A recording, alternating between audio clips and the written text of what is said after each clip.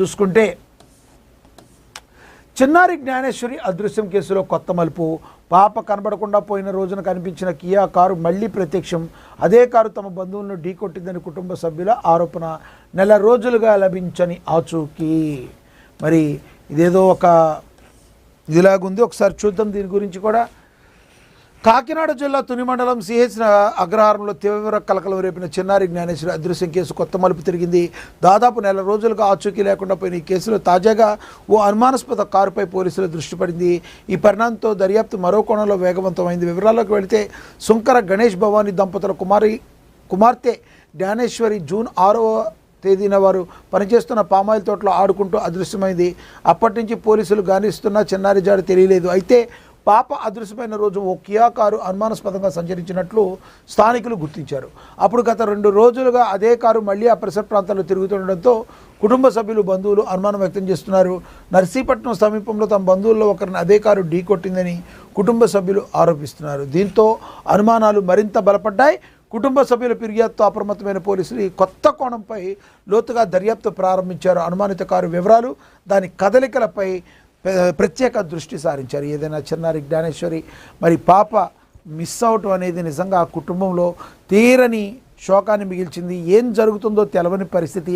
అసలు పాప ఉందా లేదా, మరి ఏం జరిగిందని తెలవని పరిస్థితి. నిజంగా ఆ కన్న తల్లి కడుపు కోత ఎంత దారుణంగా ఉంటుందో మనందరికీ కూడా తెలుసు.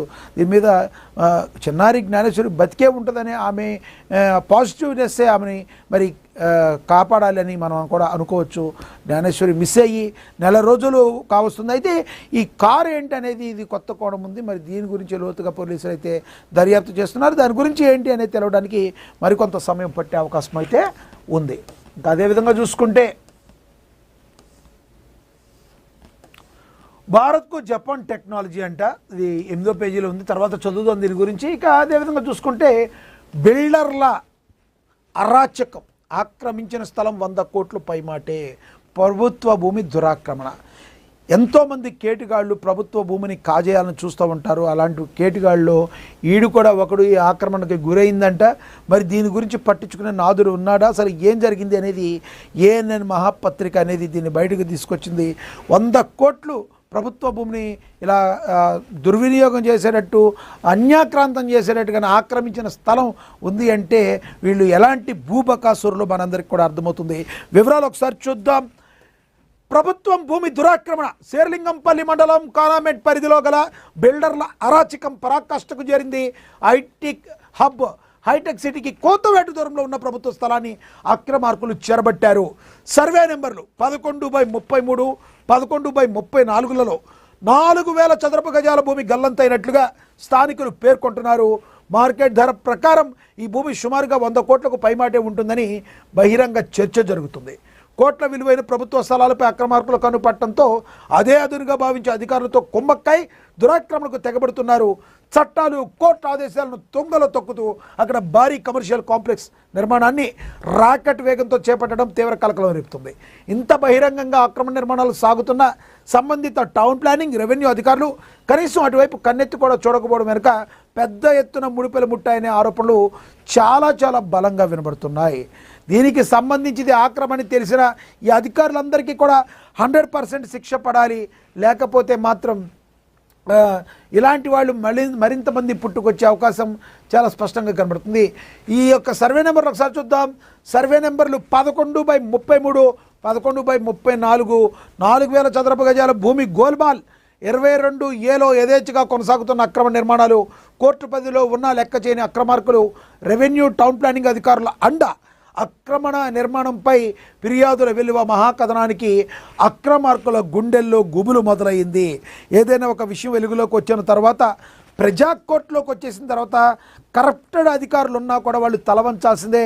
ఎటువంటి పరిస్థితుల్లో వీళ్ళని వదిలేదే లేదన్నట్టుగా మరి మహాకథనం అయితే మరి ప్రచురించింది. మరి ఇలా ప్రజల యొక్క ఆస్తుల్ని కొల్లగొట్టేస్తూ ఉంటే, ఇంకా ఇంత అన్యాయం జరుగుతుంటే అడిగేవాడే లేకపోతే మరి ఏ రకంగా ఉంటుంది. కాబట్టి దీన్ని మహా పత్రిక ఏదైతే ఉందో దీన్ని బయటకు తీసుకురావడం అయితే జరిగింది. సరే చూద్దాం.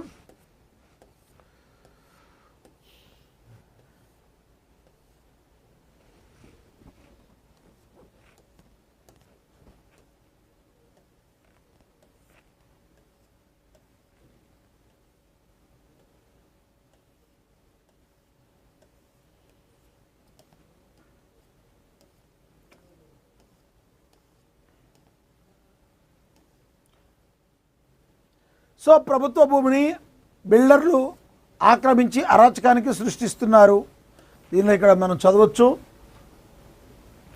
22A ఉన్న అక్రమ నిర్మాణాలు కోర్టు పరిధిలో ఉన్నప్పటికీ డోంట్ కేర్ ఫిర్యాదు చేసినా పట్టించుకొని మరి వైనం రెవెన్యూ ప్రిన్సిపల్ సెక్రటరీ స్పందించాలంటున్న స్థానికులు ప్రభుత్వ భూమి ఎట్ ది రేట్ ఆఫ్ 100 కోట్లు ఉందని కూడా ప్రచురించడం అయితే జరిగింది. దీన్ని ఎటువంటి పరిస్థితుల్లో ఉపేక్షించకూడదని చెప్పి ప్రజలందరూ కూడా కోరుతున్న పరిస్థితి. ఇంట్లో బంగారంపై కేంద్రం కన్నట. మరి దీని గురించి కూడా ఒకసారి చూద్దాం. ఇకపై గోల్డ్ షాపుల్లోనే దాచుకునే స్కీమ్ రాబోతుంది. ఇళ్లలో నిరుపయోగంగా పడి ఉన్న బంగారాన్ని దేశీయ ఆర్థిక వ్యవస్థలోకి తీసుకురావడానికి కేంద్ర ప్రభుత్వం ఇప్పుడు ఒక సరికొత్త వ్యూహాన్ని రచిస్తుంది. ప్రతిష్టాత్మకమైన గోల్డ్ మానిటైజేషన్ స్కీమ్లో కీలక మార్పులు చేస్తూ దేశంలోనే మొదటిసారిగా స్థానిక బంగారు వ్యాపారులను ఈ పథకంలోకి భాగస్వాములు చేర్చాలని భావిస్తుంది. బ్యాంకులతో పోలిస్తే సామాన్య ప్రజలకు జ్యువెలరీతోనే ఎక్కువ పరిచయం, నమ్మకం ఉంటాయి కాబట్టి ఈ నిర్ణయం తీసుకున్నట్టుగా తెలుస్తుంది. అయితే ఈ పథకానికి కేవలం ప్రక్రియ అడ్డంకి కాదు, ప్రజల్లో ఉన్న ప్రభుత్వ పన్నుల భయమే అసలైన అడ్డంకి అని కూడా తెలుస్తుంది.